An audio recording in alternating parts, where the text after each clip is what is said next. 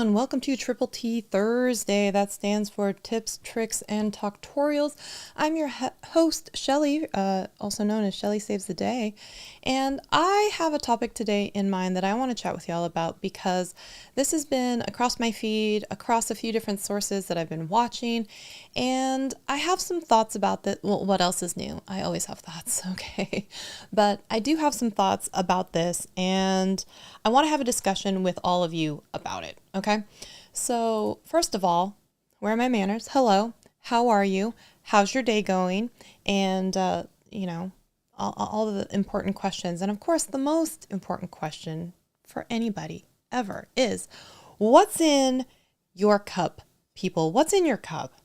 So let's chat about this. Today, what I have in my cup is I'm back to the Pike Place Market and tea. So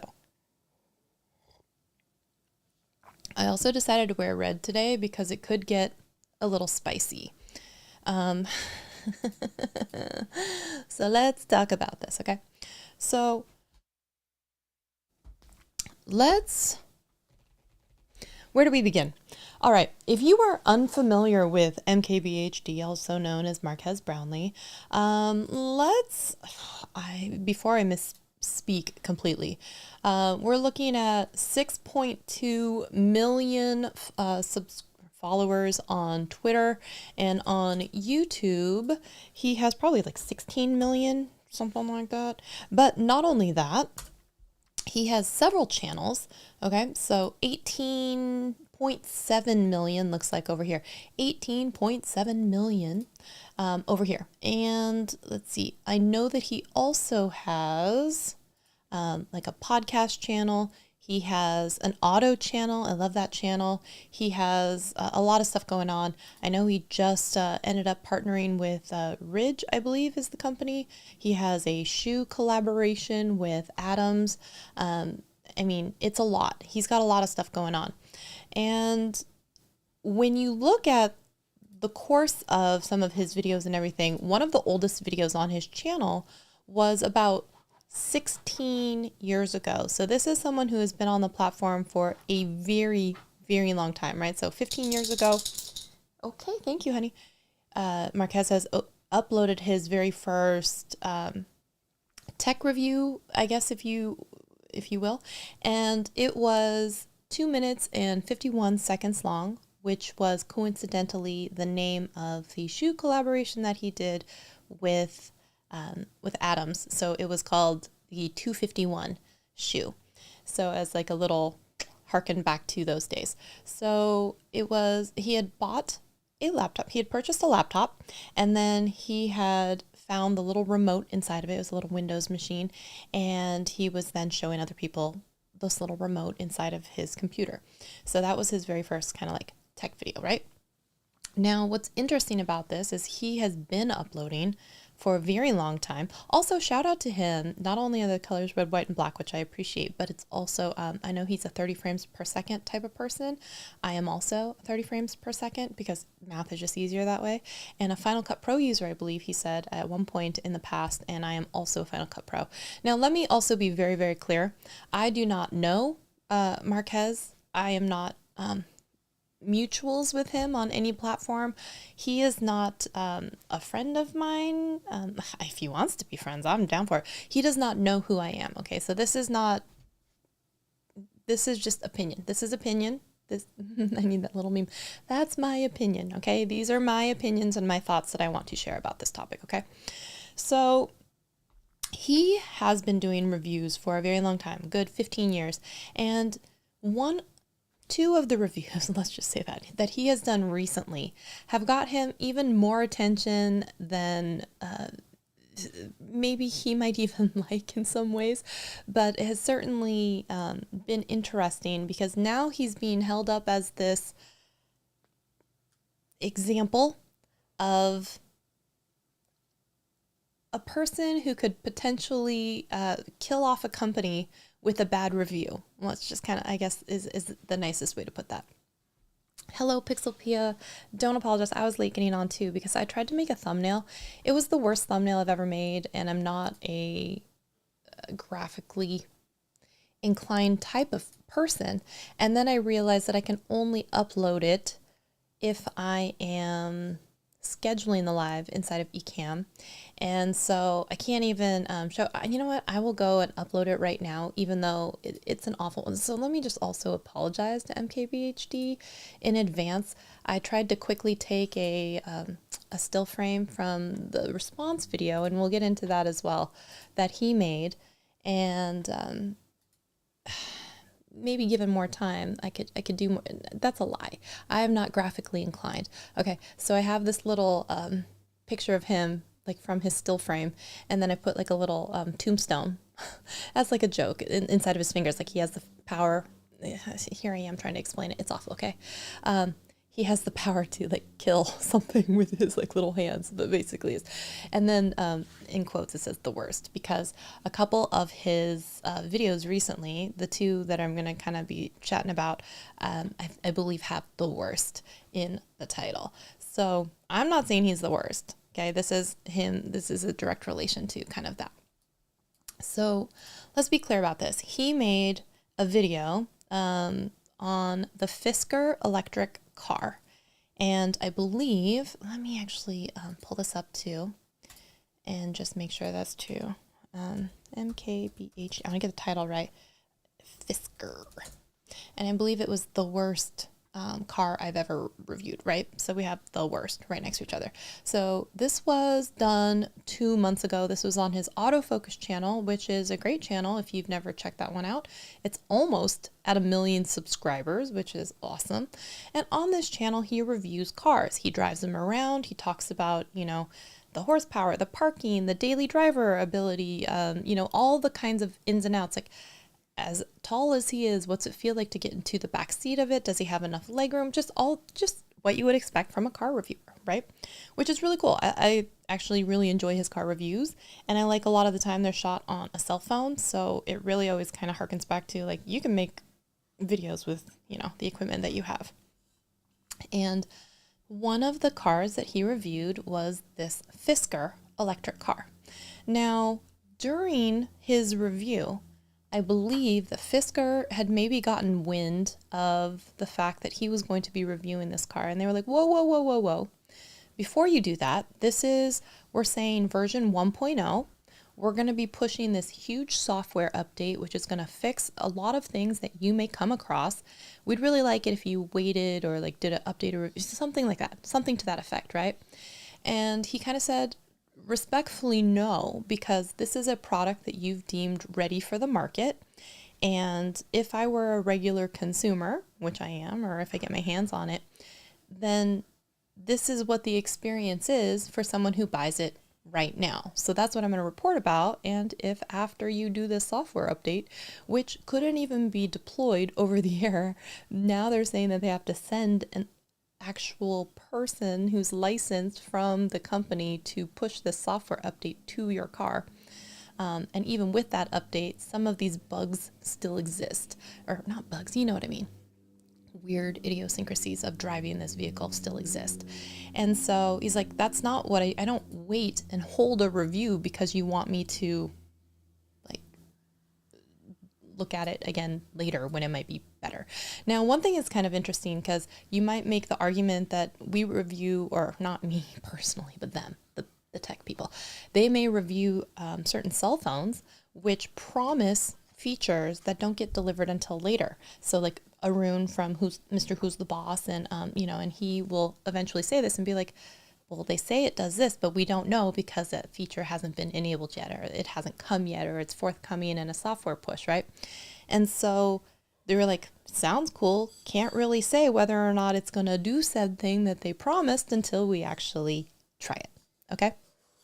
So the interesting thing about this review, right, and he's reviewed 40, 50 cars on his channel, was that, number one, it wasn't the first review to ever come out about this car.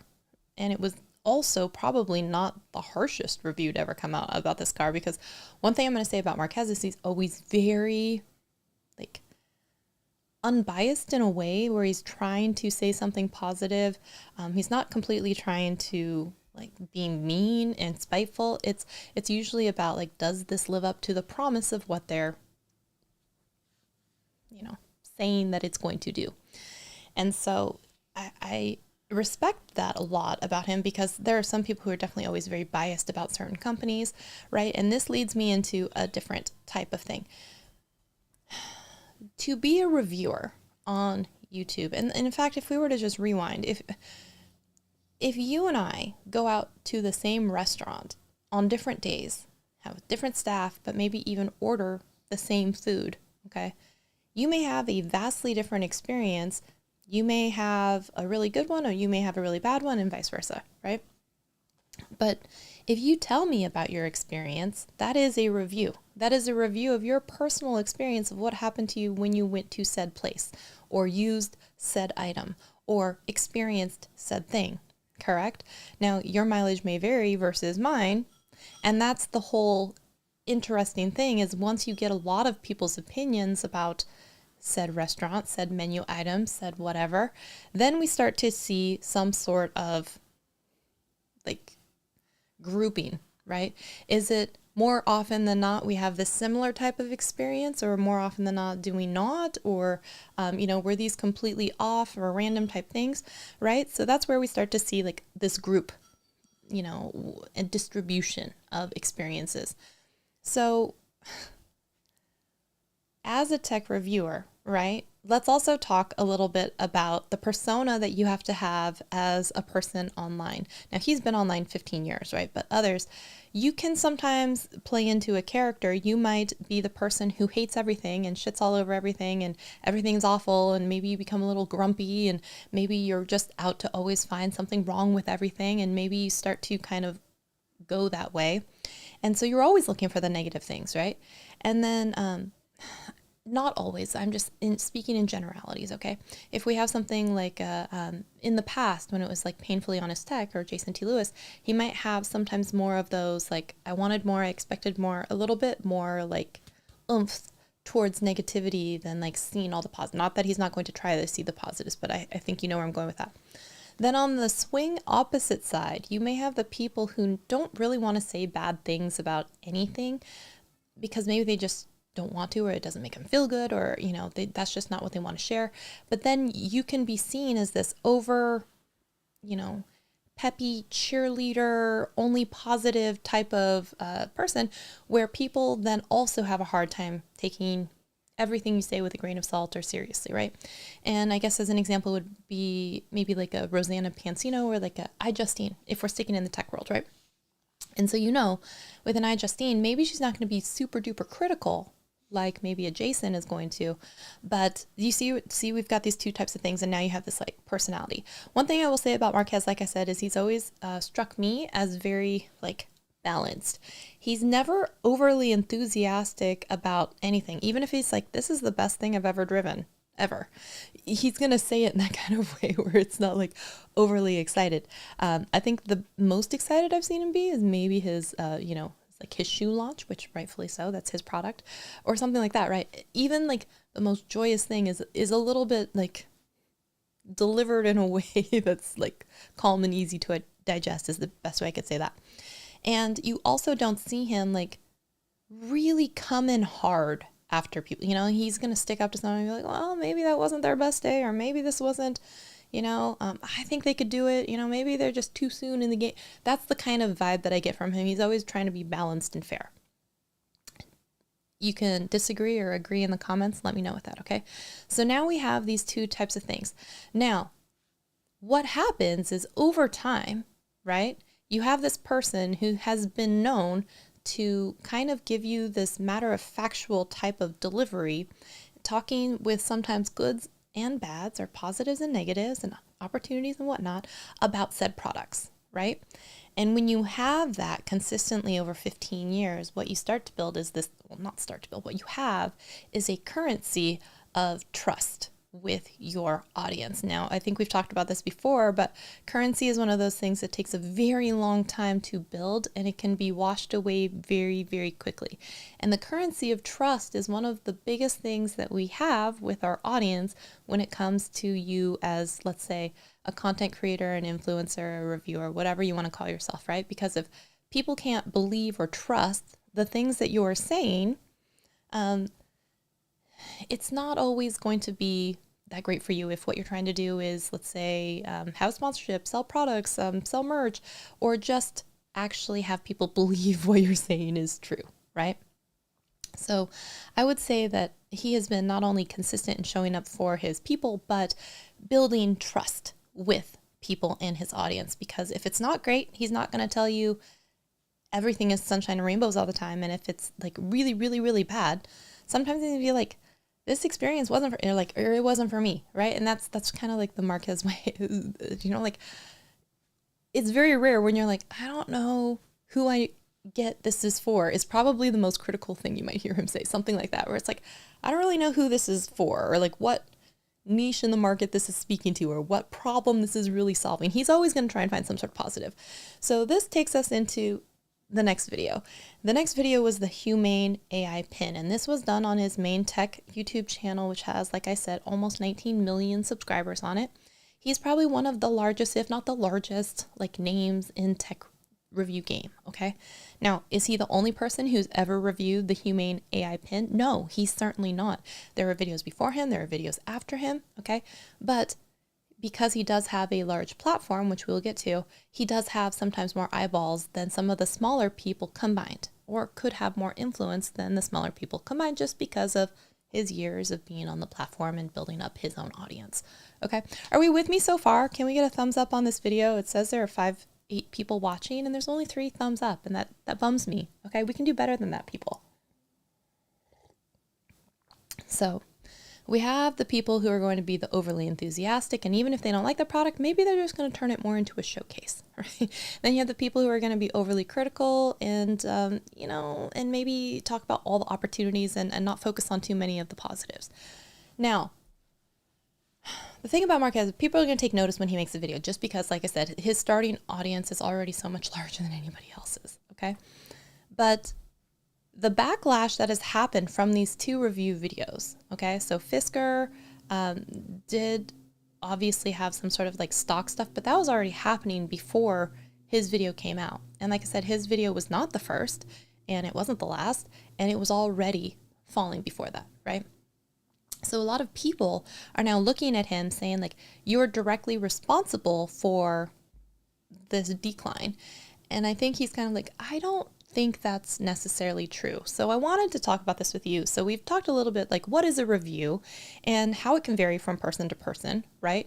And your experience, but also sometimes your relationship with a brand too. So this leads me down the road of, so y'all know I went to Charleston, yes, but a year after that, I just got back from New Orleans, and unlike the Tarte trips, which are like the tripping with Tarte, where they whisk off a bunch of influencers to a private island and put them up in accommodations, they maybe are launching said new product, and they want influencers to make videos about said product, right?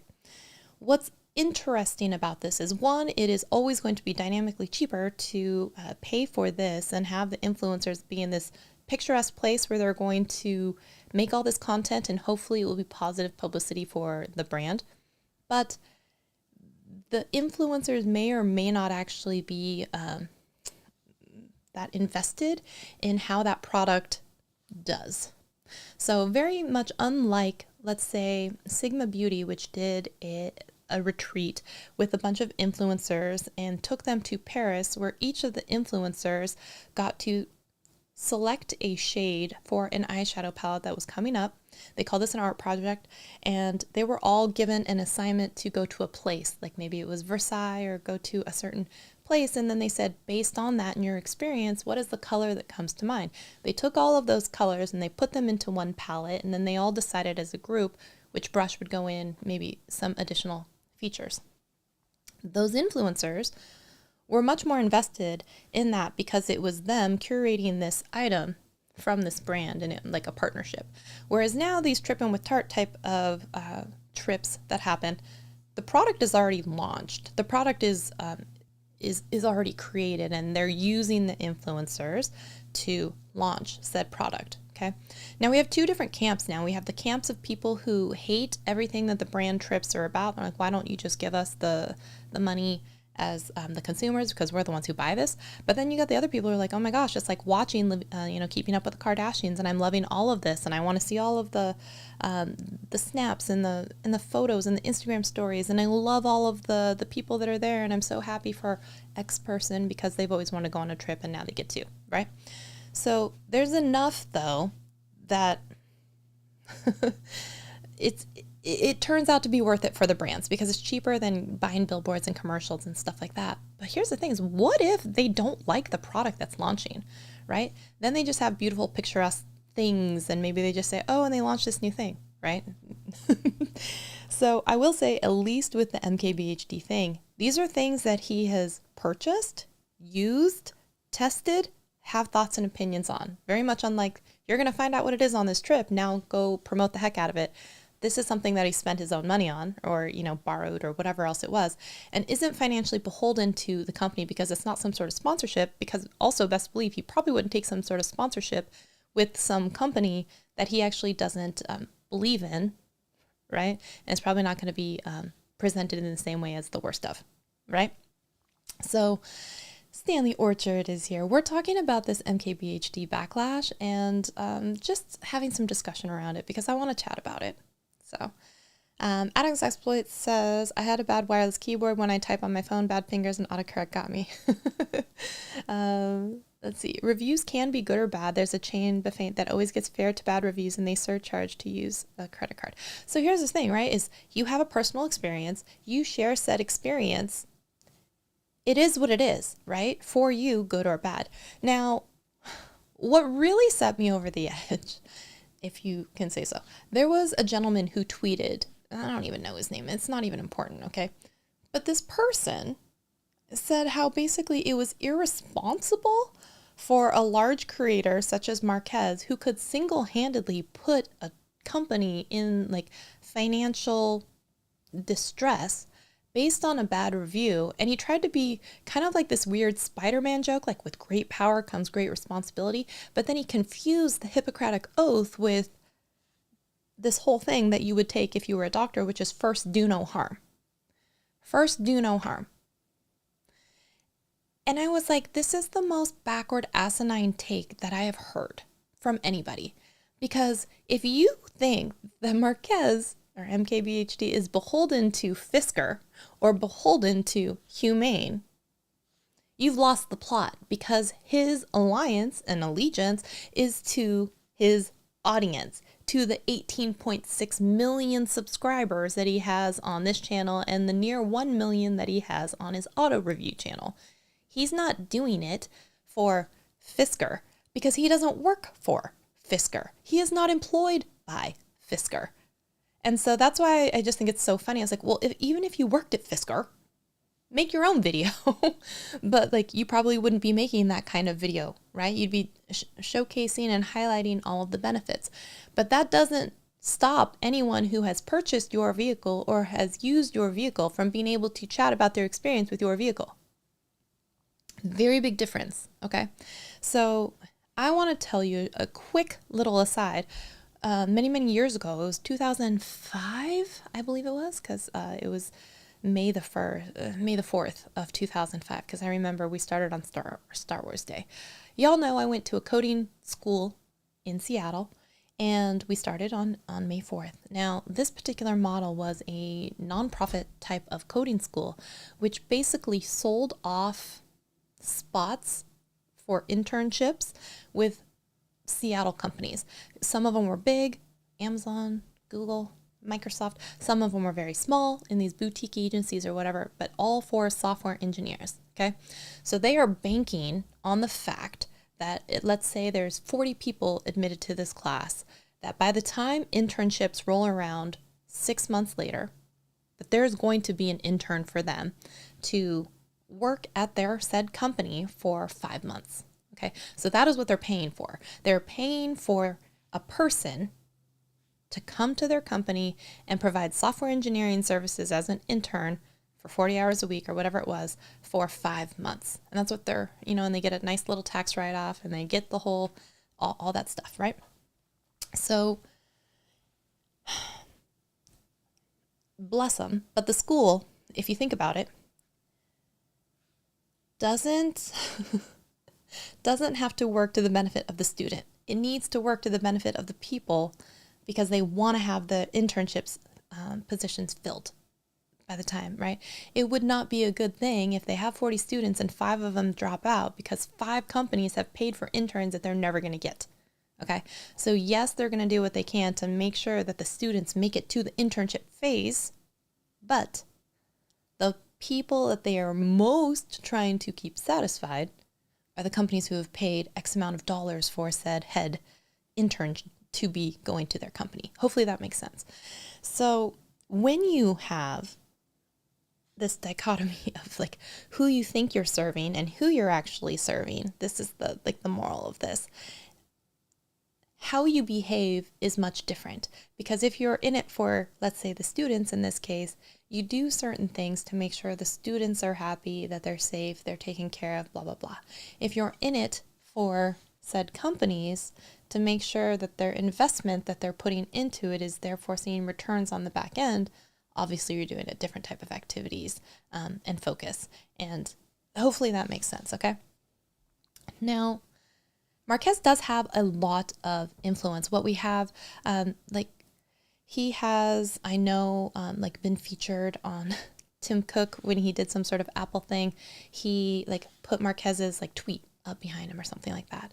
And not only that, but there are times when reviews, actually critical reviews, lead to change. I know Marquez actually talked about the Razer phone, the gaming company Razer, and they had created a phone. It was version 1 and the vibration motor inside of the phone was really, really awful. And he was like, this is the worst ever, the worst of any phone I've ever tried. And not only did they the next year still invite him back to some sort of reveal of version 2 of the phone, they specifically pointed out and said, hey, Marquez, I think you're going to like this motor. It's a lot better than the last time, right? And so they took feedback, they listened, and they applied change.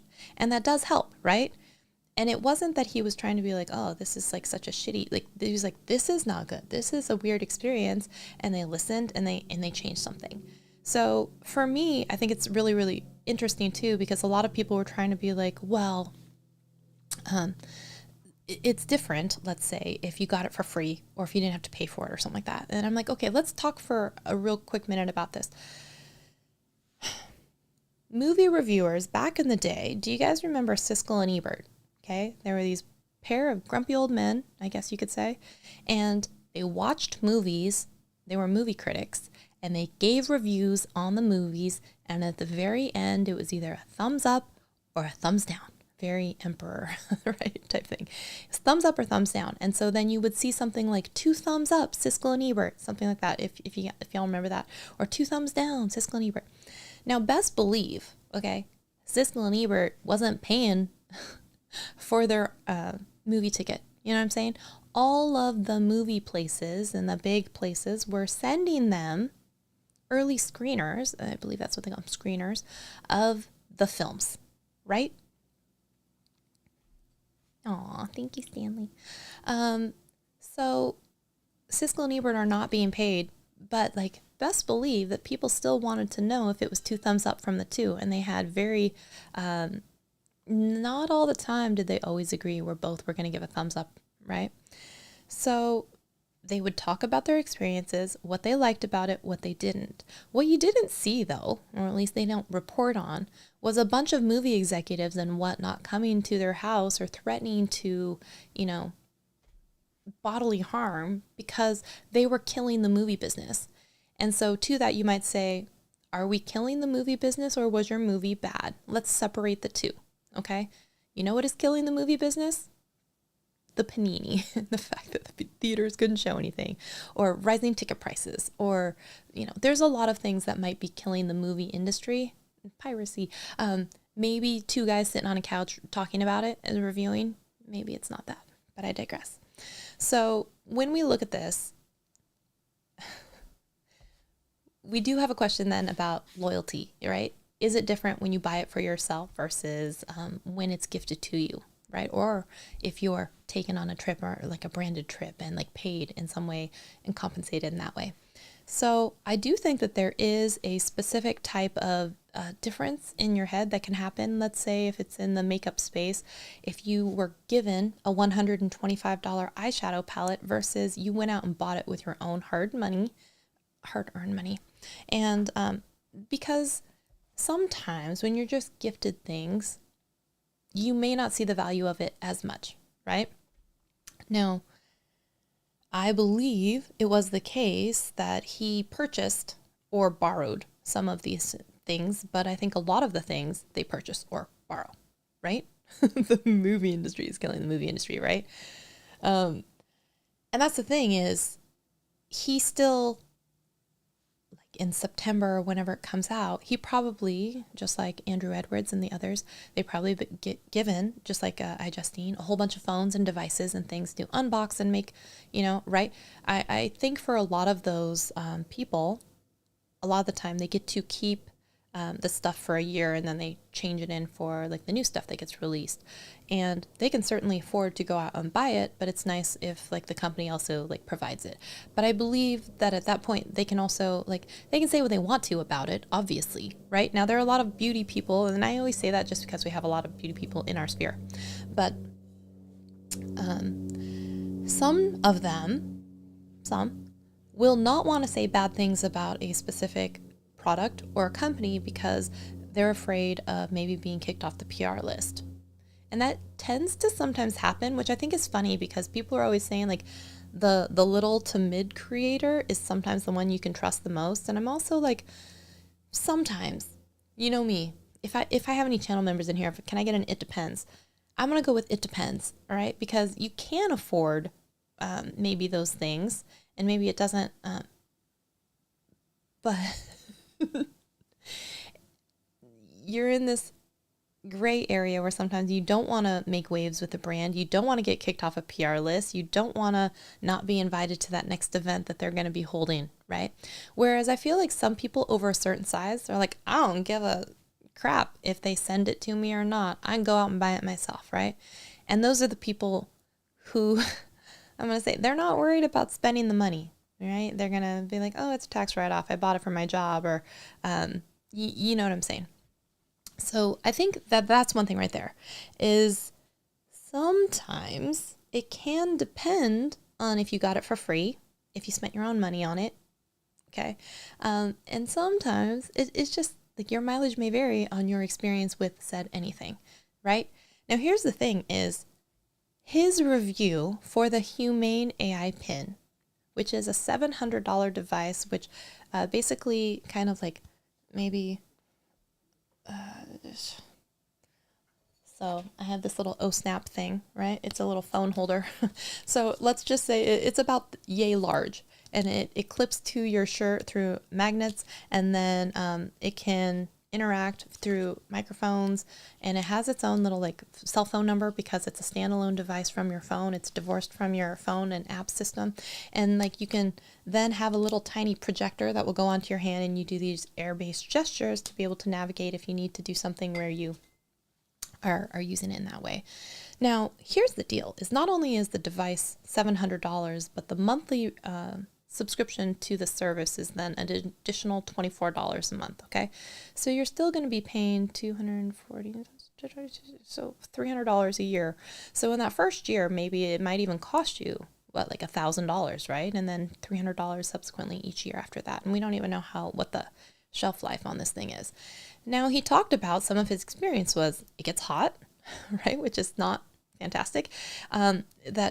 The battery was extremely wonky and short-lived, and you always had to be like charging it on some sort of device, right? It's just another thing that you have to charge, that the monthly fee may be a turnoff for people who would just like rather have a one and done type thing, right? But then he also gave some compliments. He was like, it's sleek, it's small, he's like the projector part. This is like new technology.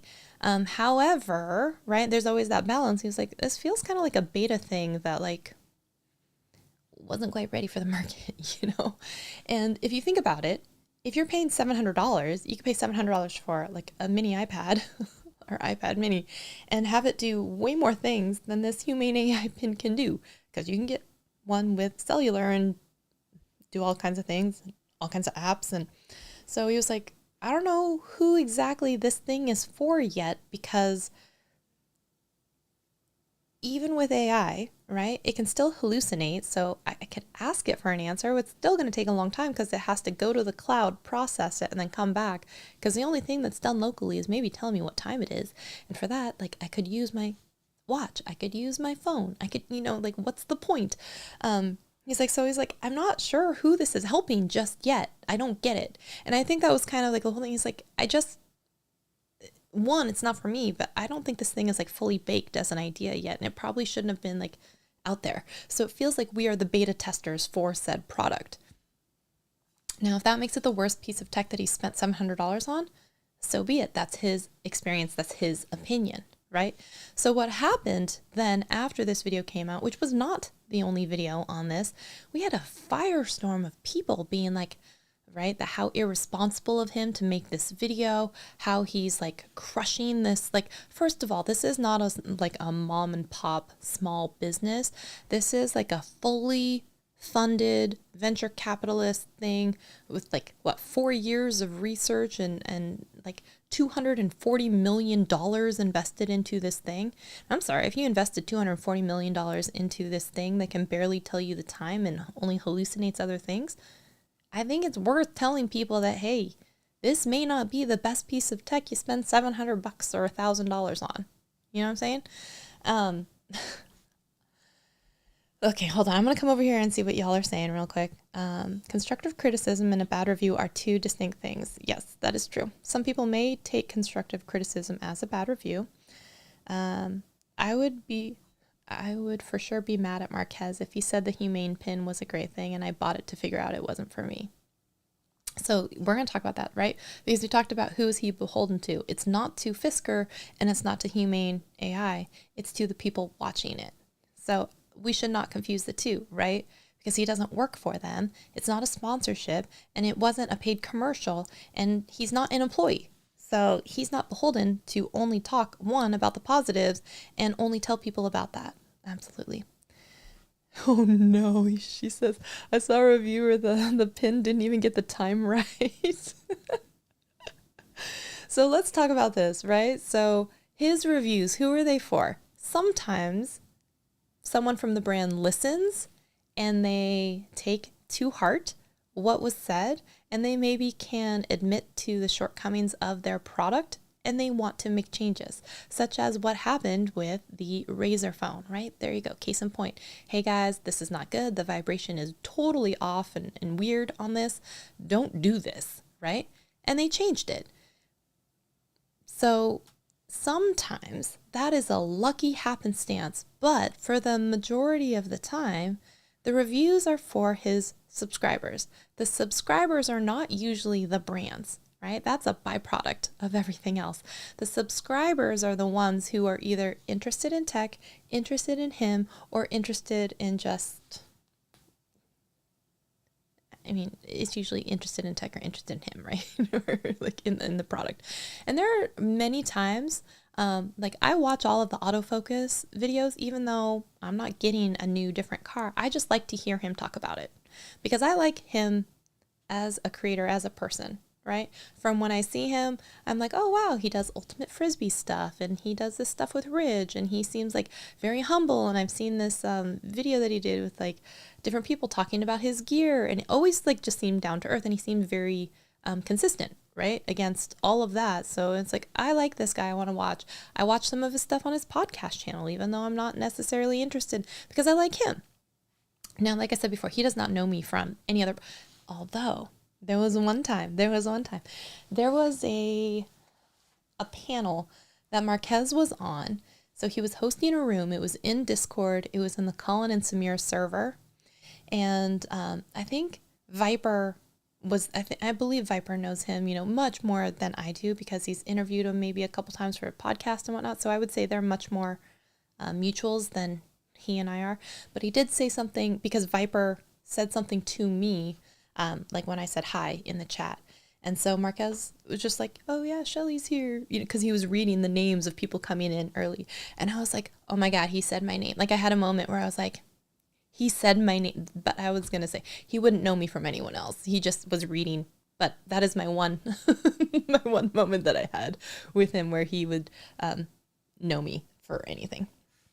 So let's talk about this.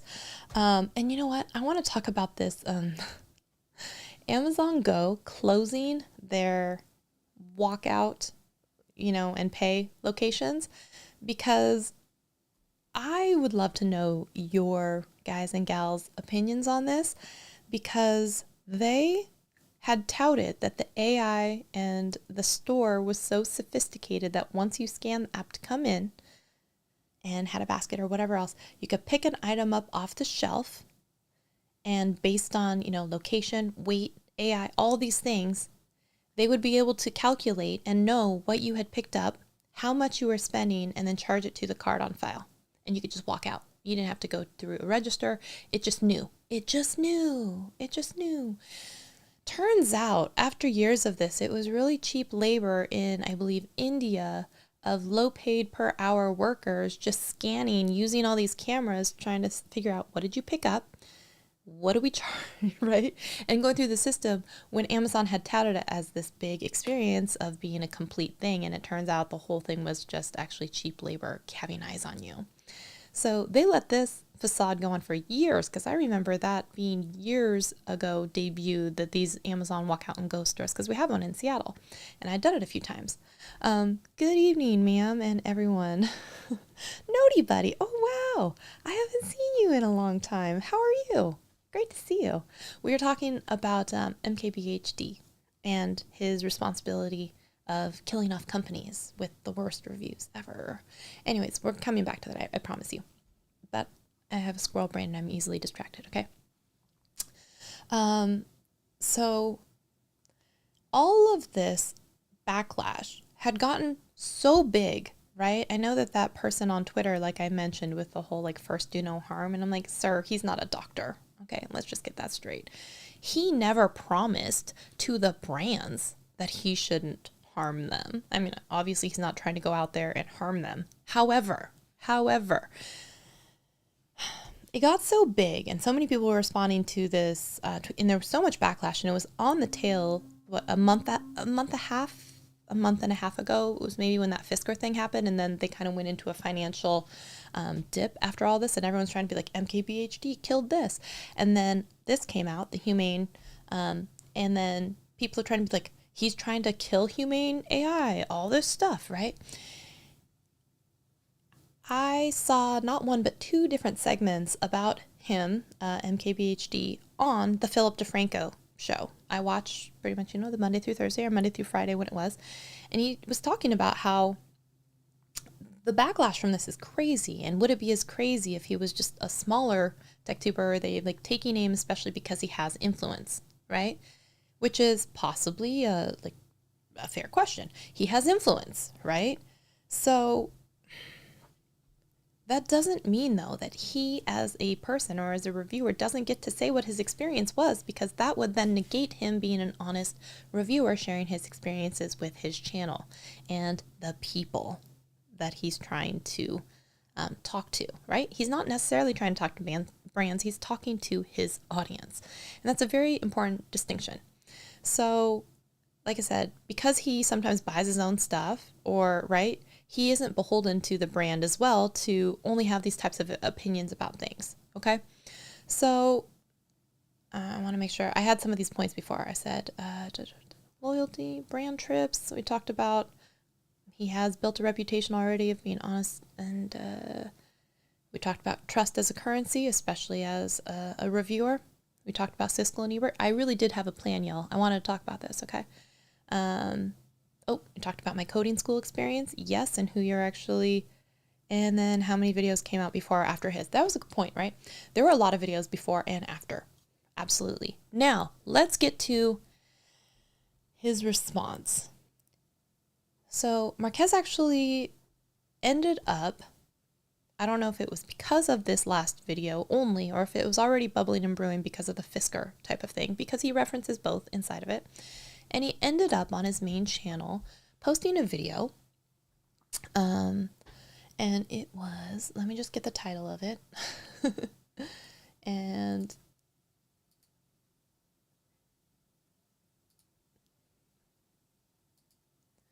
do bad reviews kill companies? Okay, so the video is called Do Bad Reviews Kill Companies?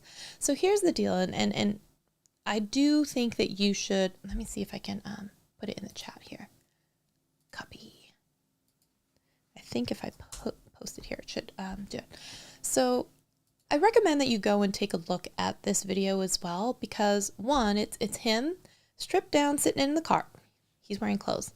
I just mean there's no high fancy production value. He is sitting in his car, okay?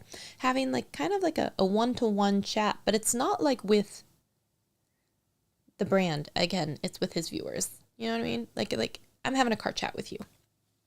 And in it, he's saying, you know, I've been getting a lot of like heat about all of this. And he's like, the only thing that maybe I would give it to the guy on Twitter on, which not only is it a bad take, but you had a lot of people saying it's a bad take. And the only track back that he would even try and admit to, because at first he said he hadn't even watched the video. And I'm like, you, sir, are doing the same thing. You're doing this like fly by the seat of your pants, off the cuff type of like thing to your large audience for something that isn't even well researched, which could potentially cause harm to someone else's reputation. And you're telling me you didn't even watch the video where he actually says some nice things about said product. Like, you, sir, are like a twiddlewat, okay? And so the only thing that he would backtrack on a little bit is that, well, you know what? I didn't watch the video, but like it was a clickbait title. Like he didn't have to name it that. And I'm like, well, number one, if it was the worst piece of tech that he has reviewed so far this year, that sounds like a true statement. Now, second point, if we divorce it from that, I'm sorry, not sorry. Analytics will show you over and over and over again that if you say the best something or the worst something, people are always going to want to click more on the worst, even if it's the same content inside. That's just one of those weird psychological things that we all do together because misery loves company, or they're curious. Okay. Misery is curious adjacent. Curious, it really just means eyeballs. So if the definition of clickbait is to say something that is not then delivered upon in the video, then that's the definition of clickbait. What he did was make a personal statement, the worst thing I've reviewed this year, right? Or something like that. And then backed it up with evidence. That, sir, not clickbait. That's click-worthy. There's a distinction, okay? People are the worst. I know, right? They are the worst. So that is the only thing that this person on X, Twitter, would even like try to say a little bit, was that, well, he didn't need to like label it that. It's like, one of the points of making videos online or sometimes putting your stuff out there is to have people see it. Sure, we'd love to have people see it, okay? Now, Marquez is certainly at the size that he could make a video labeled like, just like Jenna Marbles, you know, like baking a cake. And people would still watch it because people like him, right? But absolutely, you still want to get views on a video, but it's also true, okay? That wasn't sensational. So that was actually a really poor example this gentleman was using for clickbait, because it wasn't. Both of those instances, it was in fact true. If it was the worst electric car he had reviewed up until that point, or if it was the worst piece of tech that he'd spent basically $1,000 on. So I was just kind of like irritated reading it, because I was like, first, he's not a doctor. Second, That's what YouTubers do. And the only reason YouTubers have to do it are because the masses respond to it in that way. And if we could all just label the things whatever we wanted to and have the same amount of views, we wouldn't have to do it this way because I digress. That's a whole other issue, okay? Anyways, but one of the points that he makes in this video, besides showing the timeline of his video, other videos, his video, the economic downfall, let's say, of this thing, is repeating that his loyalty isn't to the brands, it's to the viewers, right? Just like Pixel Pia said, if he had said that this thing didn't suck, if he said it was really, really good and she ended up buying it, not only does she not like him as much because she can't trust him, even though, there are some things where people have differing opinions, but you get what I'm saying. But also this whole idea that usually, like I said, when we go into, let's say, a restaurant or a hotel or a thing that has a lot of people visit it, right? We're looking for the median of like the reviews and the experiences. And that's where kind of like maybe sometimes the truth lies, because there's someone going to always have a really bad experience.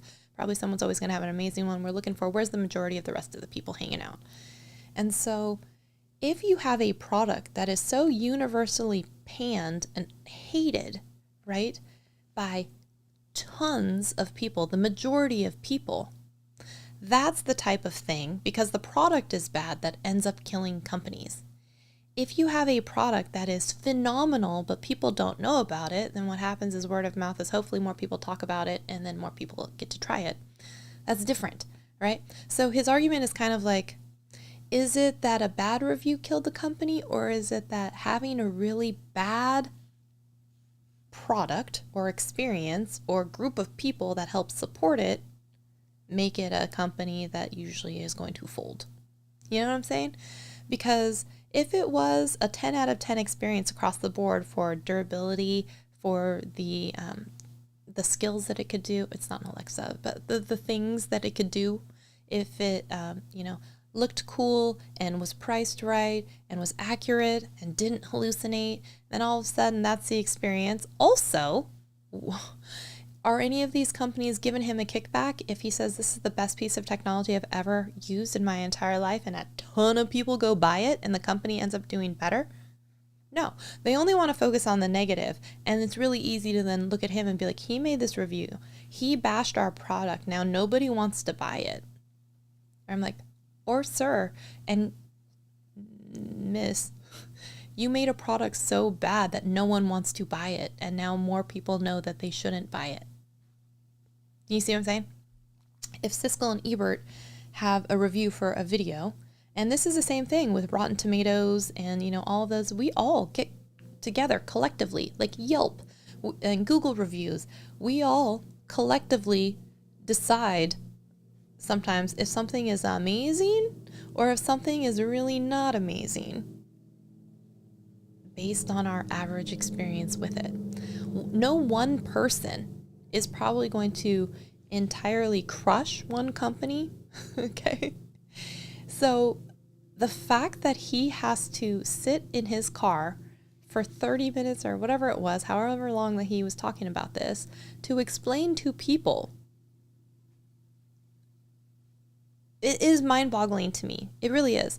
Because I can imagine that he made one of these videos and then he was like, on to the next thing, right? Let's, what's the next video? What's the next car?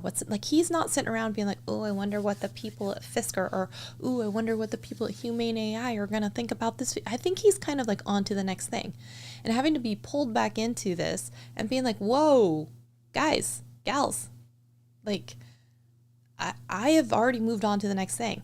But the thing is, they can't because that's their business, right? But instead of being like, what are the things that he said that were correct, that we could correct?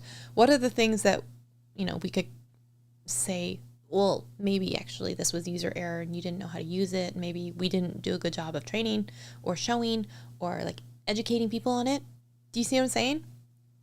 Some of those companies are not doing that reflection.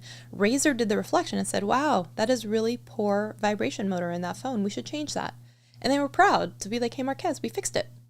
You got to check this out. You're going to love it. It's going to be so much better. So those companies aren't coming out and paying him, being like, thanks for being a consultant and advisor on that, or thanks for helping us sell 1 million iPhones this year. You know what I'm saying?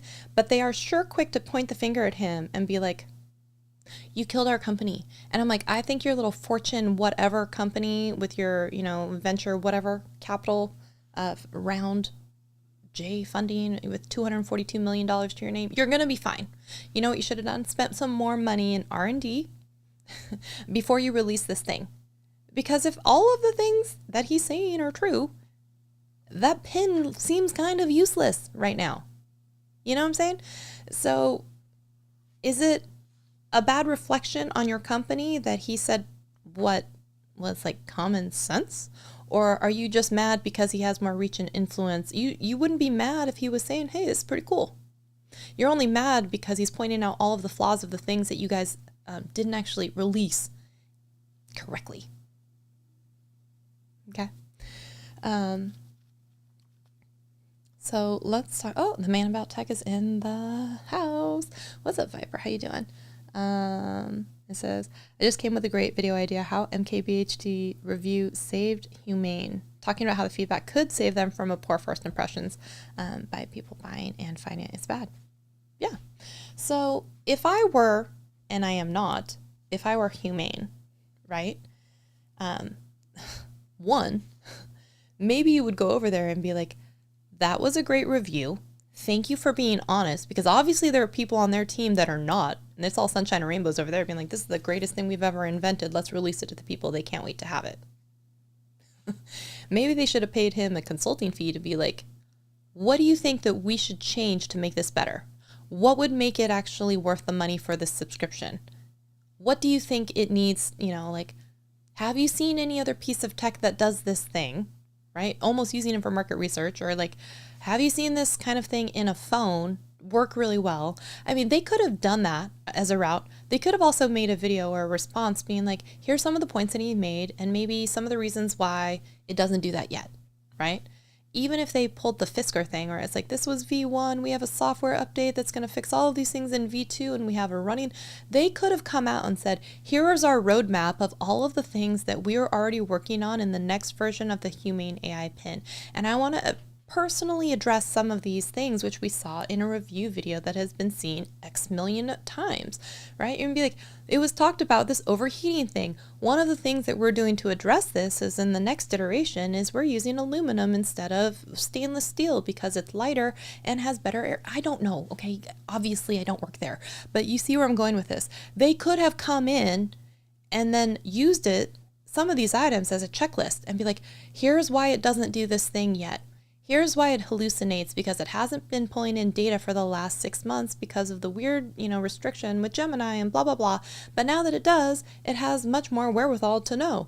Or here's the thing that we're going to do so it doesn't have to go to the cloud all the time, including things where it has a small internal hard drive where you can download things such as the language. If you want to do the instant translation, if you know you're going to go to a country that is going to be speaking said language, how cool would it be to be able to download said language onto the pin, and then that way anytime you're interacting, it doesn't have to go to the cloud and come back and possibly not actually get a connection. You're going to be able to, just like an offline map, you're going to be able to an offline language for that thing in that company you're in. Wouldn't that be cool? All of a sudden you're like, whoa, I can get a $700 pin that is going to do all these things, including tell me the time correctly and help me do translations while I'm in Japan.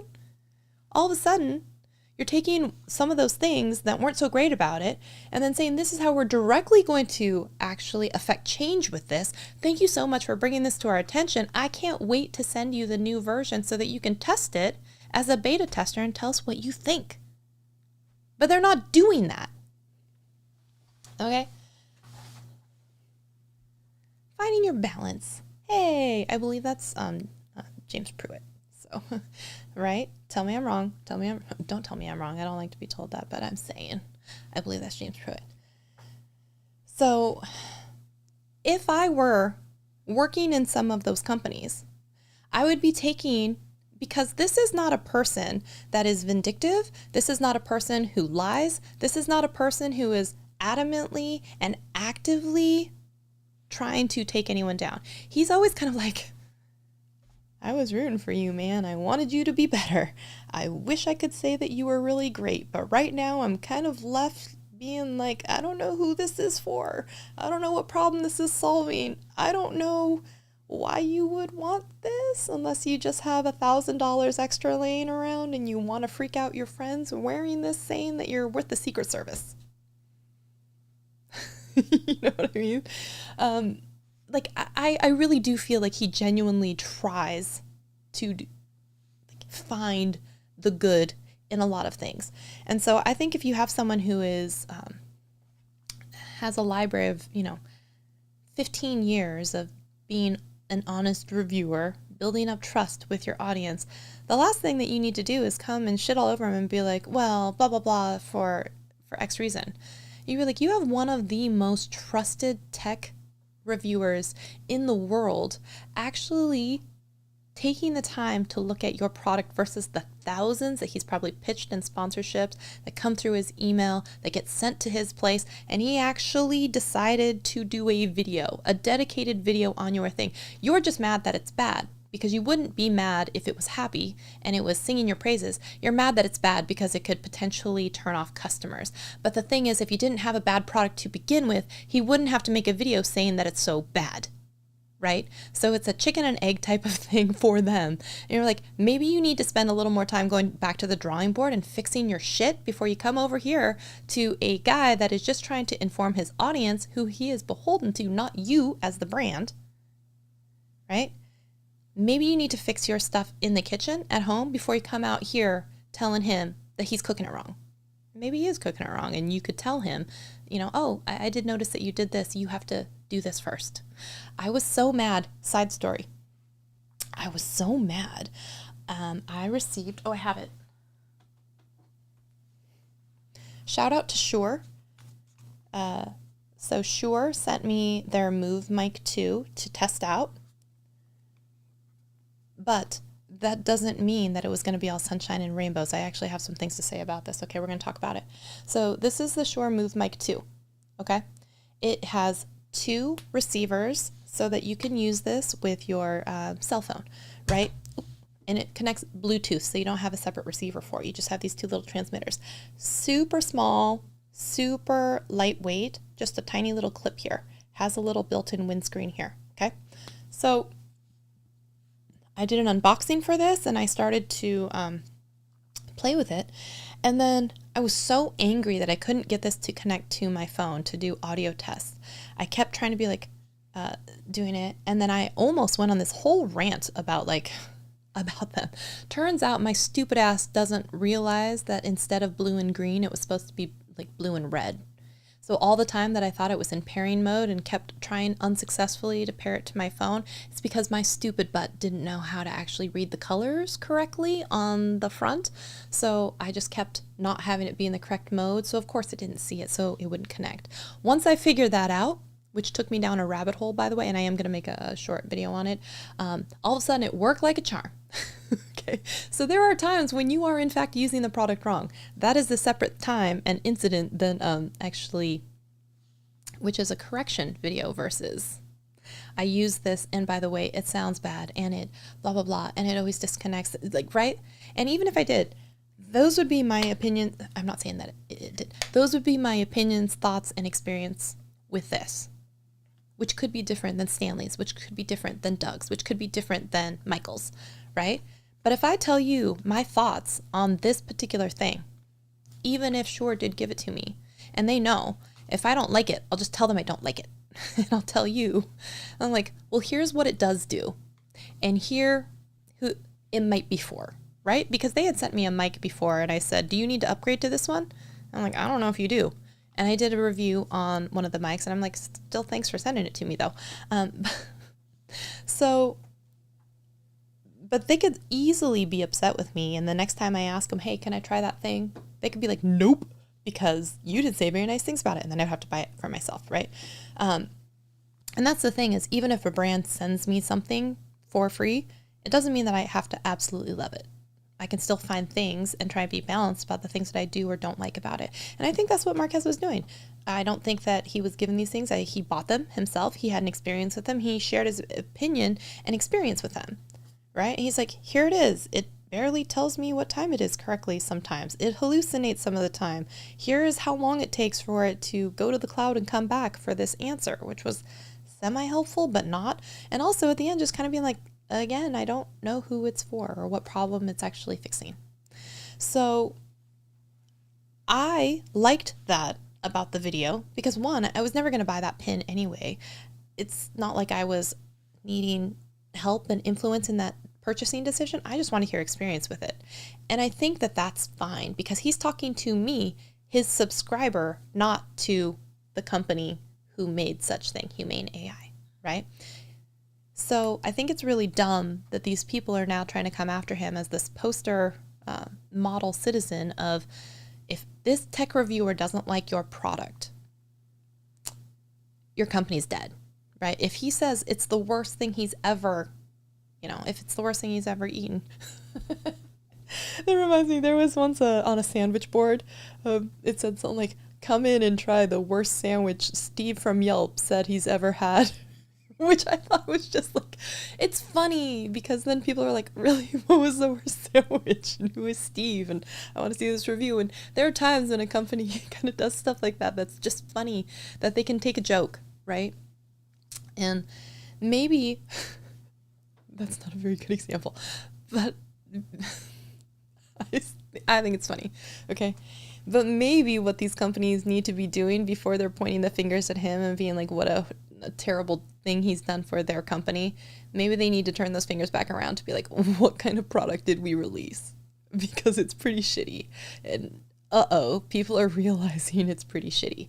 And you might fool people once into buying it, but they don't continue to buy it because a currency of trust between a brand and consumer, or a tech reviewer and audience, or an influencer and audience, currency is trust.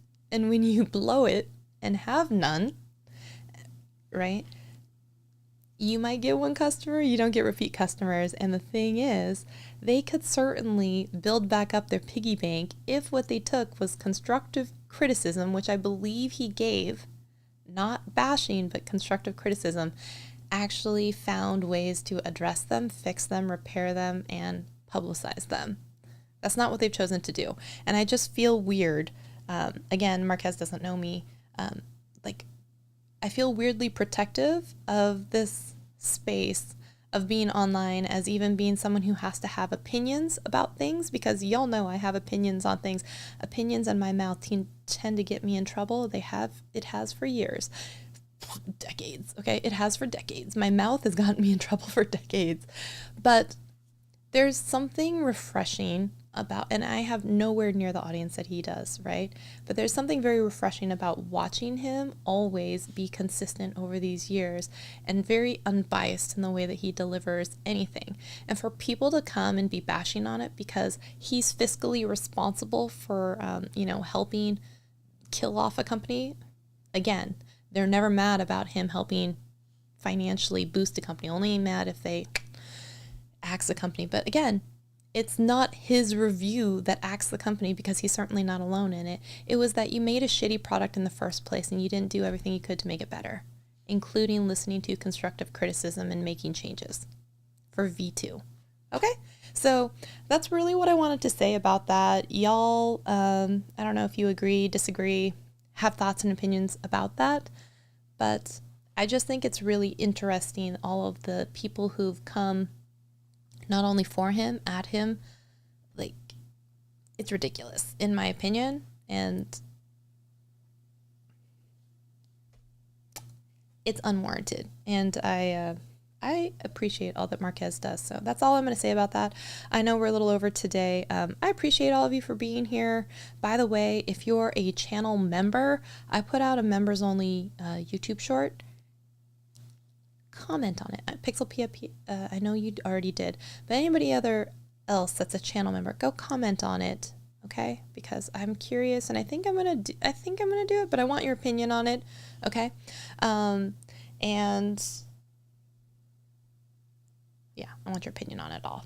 All right, everybody. Thank you so much for hanging out with me. I'll see you in a video very, very soon, and I hope you have a wonderful night. And as always, go be awesome. Appreciate you. Bye.